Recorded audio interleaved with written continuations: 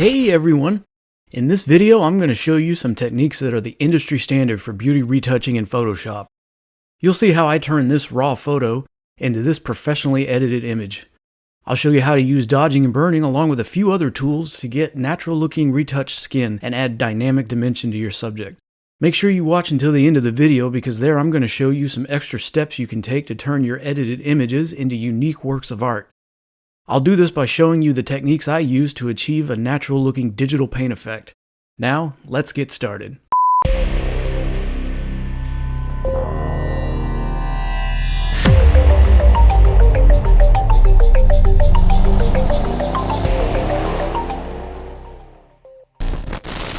So the first thing I want to do here is adjust the shape of the model just a little bit. So I'm going to make a duplicate of the background layer first. Then go to Filter, Liquify. Now this is a professional model, so she obviously doesn't actually need to be any thinner. However, because of the way this image is cropped, it can oftentimes make the model's body look a little larger than it actually is. So I'm just going to liquify here to make it look a little more like how it did in real life. Now most people use the forward warp tool to liquify, but I find that it's usually a little too heavy-handed for my needs and distorts the pixels in the image too much. So I use the push left tool instead. It's a little odd to use at first. For instance, pushing up actually warps left and pushing down warps right, but it's perfect for building up changes slowly and won't distort the pixels as easily.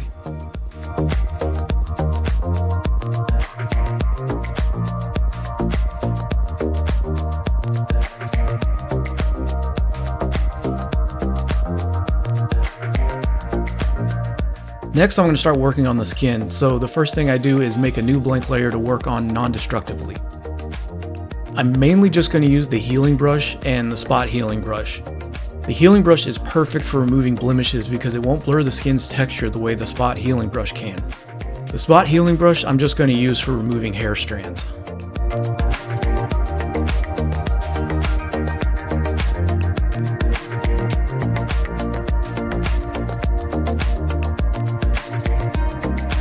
So here I'm using the spot healing brush to remove this strand of hair, and you can see where it removes some of the skin texture. I'm going to go back and fix this with the healing brush in just a minute.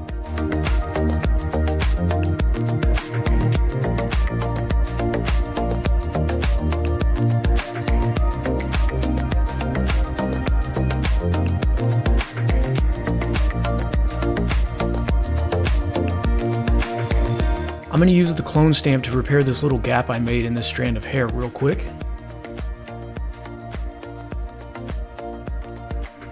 Luckily the forehead doesn't really have any texture, otherwise this would be a massive pain to fix using the healing brush. But because it doesn't, I can do it much more quickly with the spot healing brush.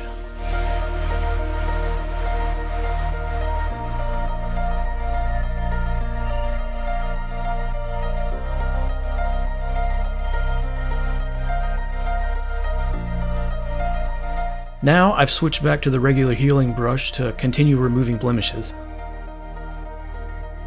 It's good to think of skin as consisting of two layers, a layer on the top that's just the texture, and a layer below that's just the skin's tones. When removing blemishes, you want to try and only focus on the texture and use the healing brush, or sometimes the clone stamp, to fix those issues. Tonal issues should be fixed by dodging and burning only, which is what I'll be doing in the next step.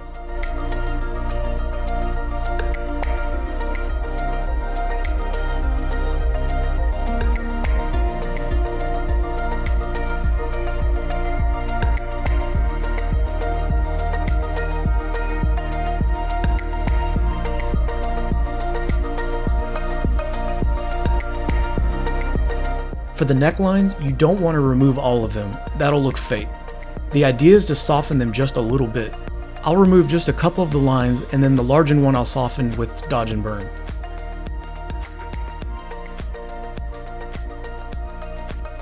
Okay, I'll just remove a few spots from the shirt with the healing brush.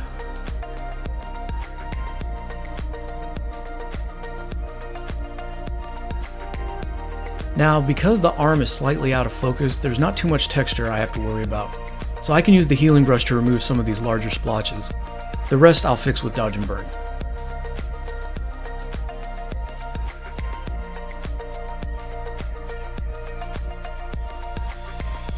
can use the spot healing brush to remove a couple of these larger veins from the eyes. And I think that looks good.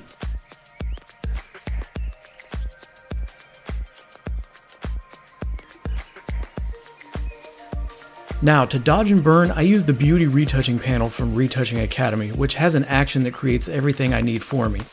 But here's all it is, basically. You just need 3 things: 2 curves adjustments and a black and white helper layer. One curves adjustment you'll use to brighten areas, and the other you'll use to darken. The black and white layer is just to temporarily remove the colors so it's not a distraction and allows you to focus on just the light and dark areas. Now invert the mask on both curves adjustments and use a soft white round brush on very low flow. I usually use 2 pixels and just start brightening or dodging patches of the skin that are too dark and darkening or burning areas that are too bright. This is by far the most time-consuming part of professional retouching, but it's also where you'll see the biggest difference once you're done. Some people use frequency separation, which has its uses, but it is not the industry standard way to retouch skin. It's definitely faster, but it tends to look fake if you don't use it just right. And it's not as easy to fix if you go too far with it. With dodging and burning, because you're working on a mask, if you go too far, you can just switch the brush to black and paint it out. Easy. Retouching parts of the body that don't have makeup or airbrushing on them to help even out the tones is going to take a long time. If you know you're shooting something where a lot of skin is going to be exposed and you don't have the time to spend on retouching that much skin, ask the makeup artist on set if they have anything they can put on the model's body to help even out the skin tones. At least a little bit, so you're not spending hours and hours in post-production. Either way, skin retouching requires a lot of patience, podcasts, audiobooks, and music to get through.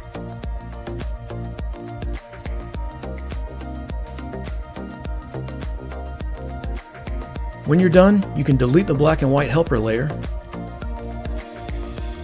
And now to fix the background.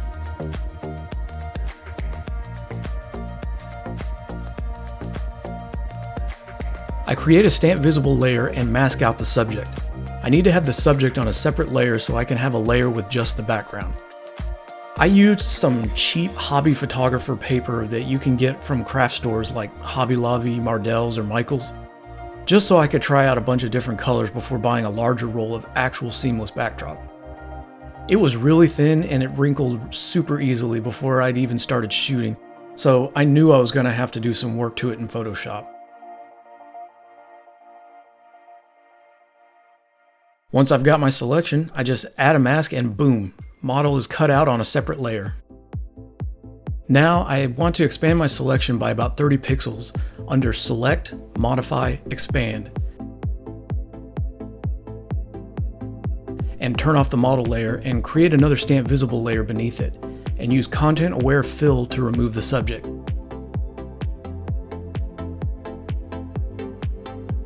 It missed some hair, so I'll just use the patch tool to clean that up.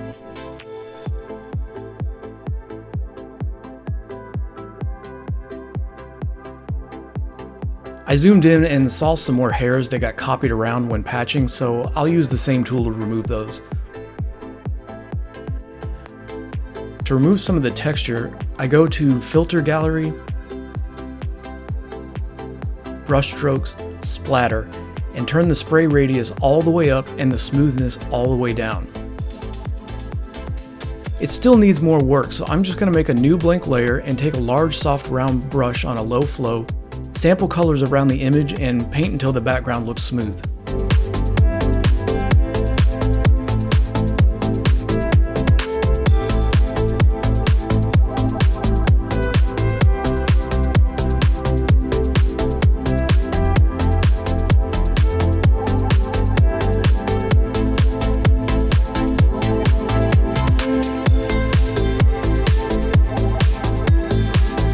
That looks good.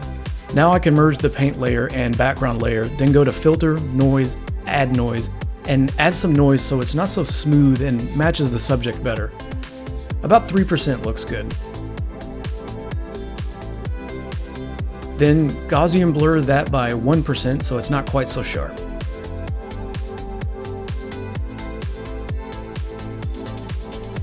Now I noticed where the hair wasn't selected as well as I'd like, so I can just paint on the mask of the layer with the subject cut out with a white brush to bring some of the hair back in.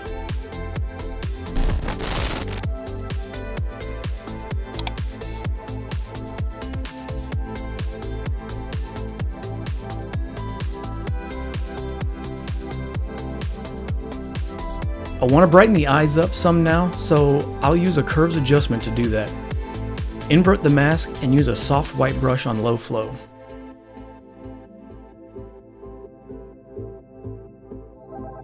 You want to make sure the brightest part that you add is directly opposite of the specular highlight because of the way that light reflects in the eye naturally. Then I'll zoom in and make the brush smaller to erase some lines to look like an iris. Because the left eye is just slightly out of focus, I need to add a little Gaussian blur to the mask so it matches. About 0.7% looks good. And I'll lower this whole curves adjustment to around 50%. Now it's time to do a global dodge and burn. Create the layers the same way as before, only we won't need the black and white helper layer this time. And this time, the brush's flow should be a little higher, around 3 to 5%.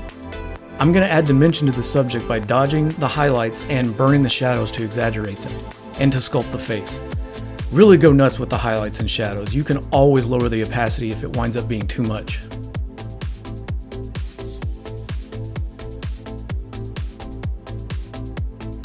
This highlight by the eye at the top of the nose was bothering me, so I burned it down and I think it looks much, much better.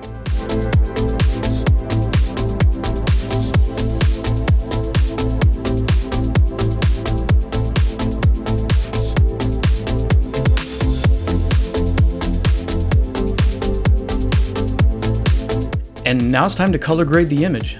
I start, as I so often do with my images, by running the ethereal action that's part of Laura Jade's Studio Editorial Action Pack, and lower the effects opacity down to 40%. Then I'll make a selective color adjustment and adjust it to remove some of the orange color and make it more pinkish.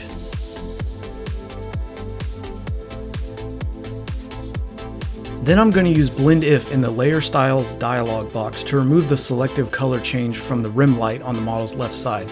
I want to keep that its original orange tint.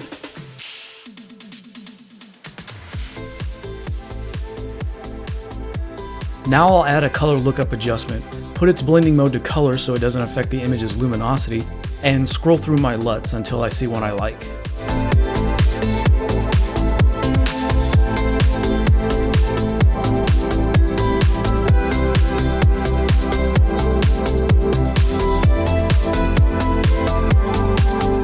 I like what this one's doing, but it's a little too intense, so I'm just going to lower its opacity to 50%. I want the highlights even brighter still, so I'll add another curves adjustment and use Blend If to target it so it only affects the brightest highlights on the subject.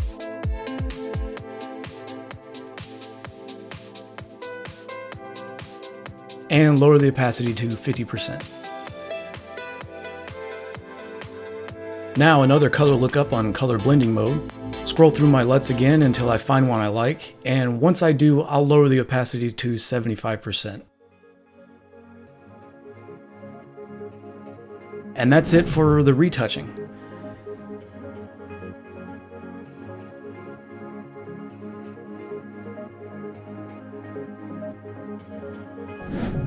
Now if you want to add a unique artistic look to your image and have it really stand out, keep watching and I'll show you how to get a digitally painted look without having to do any actual painting. First, make a stamp visible layer of everything at the top of the layer stack and grab the Smudge Tool. It'll depend on your image's size and resolution what strength you'll need to set it at, but for me, 30% is my sweet spot for smudging out the details without distorting the image too much. Now just take the smudge brush and start smudging out the texture and details in the image.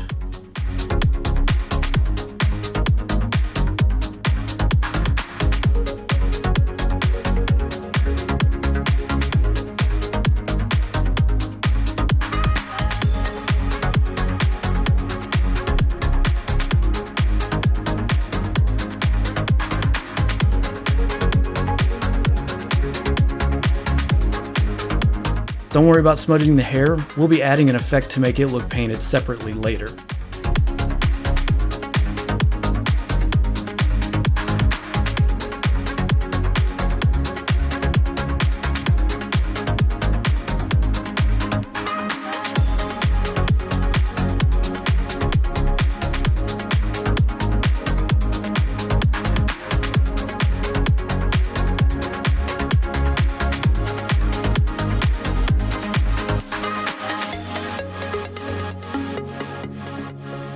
Once you've smudged everything, you may notice some lines where smudging stretched the texture out into a thin line. No problem.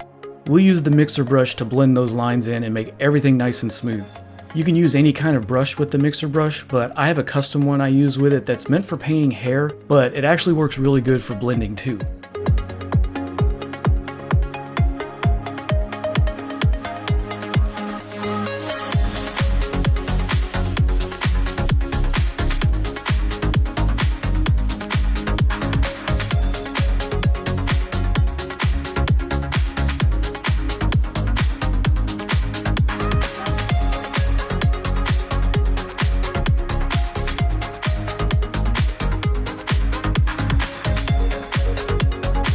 Now, create another stamp visible layer of everything and go to Filter, Sharpen, Smart Sharpen, and use the Remove Lens Blur option and sharpen the image.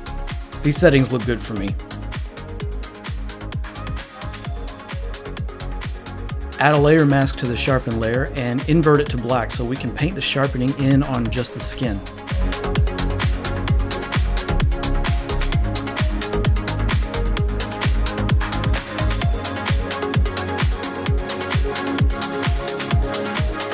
Paint it in on the clothes as well, actually.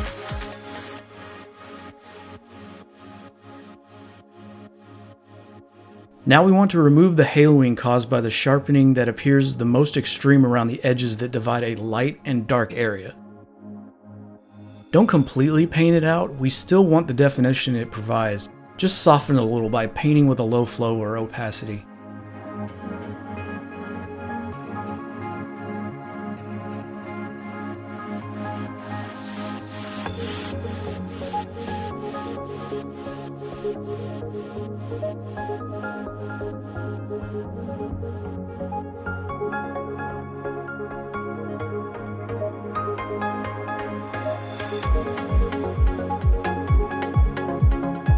You can see it really bad here where this black shirt meets this really light skin.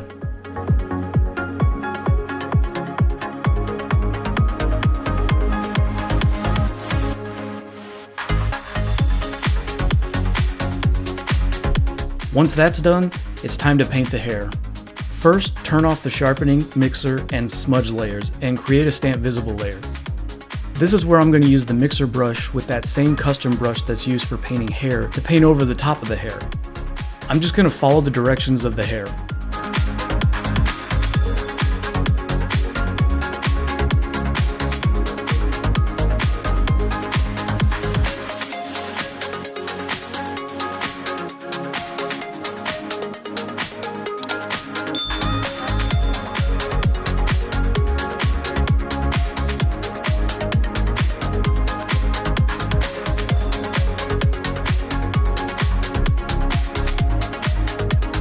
You don't have to paint over every single strand, just the largest pieces. The oil paint filter effect we're about to add will take care of those smaller ones. Now get the eyebrows.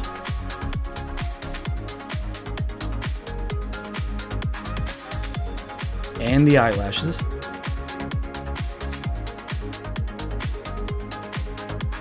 This next part is easy, but it can get a little confusing, so go back and rewatch it if you need to. Duplicate the layer we were just working on. Go to Filter, Other, High Pass. About 1.5 pixels works for my image, might be different for yours. And change the blending mode to linear light. Duplicate this sharpened layer a few times until you can see it in the hair. Group all the hair layers together into one group folder and name it Hair. Move it to the top of the layer stack and turn off its visibility. Make another stamp visible layer and duplicate it.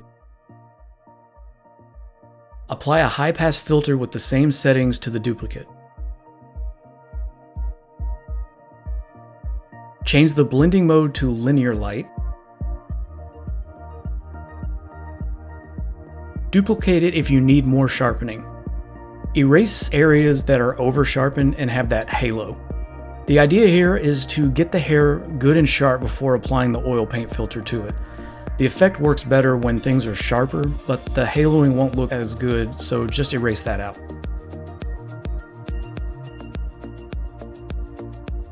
Now merge the sharpening layers to the stamp visible layer and go to Filter, Stylize Oil Paint.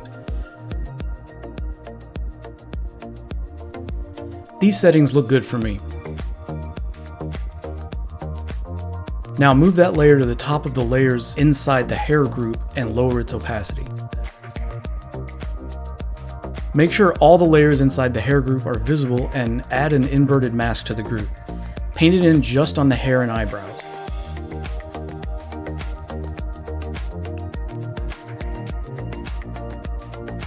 Go ahead and turn the sharpen, mixer, and smudge layers back on. Zoom in really close to do the eyelashes.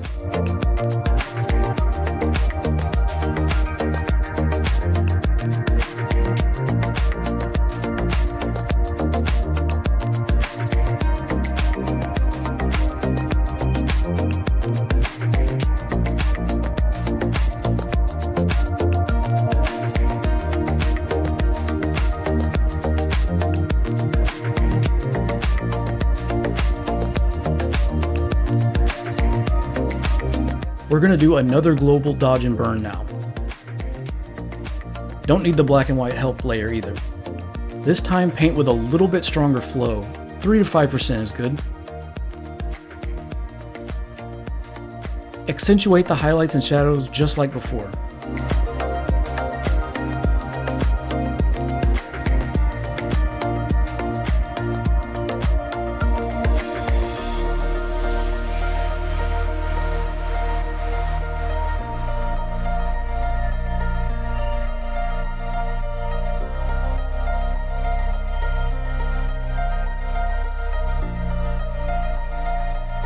Now I want to bring out a little detail in the blacks and add an overall brightness.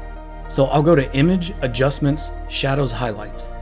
These settings are left over from the last time I used this on a different image and obviously won't apply here.